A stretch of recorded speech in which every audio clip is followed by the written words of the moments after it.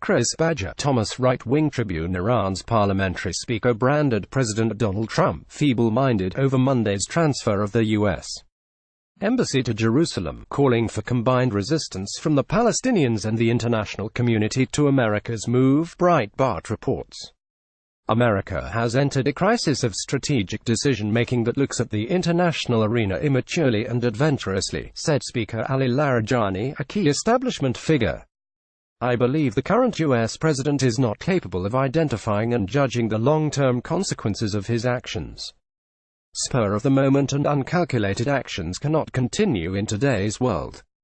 Feeble-mindedness is costly for statesmen and they will eventually have to pay the price. Larijani on Monday also urged Muslim countries to take more serious measures in response to President Donald Trump's wrong and unwise decision to move the embassy to Jerusalem. The U.S. must not think that such actions can remain without a response, he said. The protesters burned American and Israeli flags.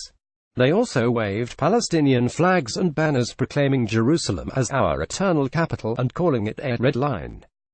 Hamas official Salah Badawi says the Palestinians were on a dangerous crossroad today. We either remain or perish.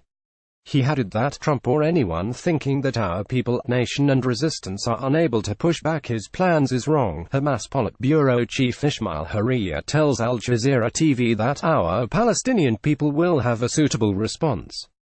As a people, we cannot accept this American pattern.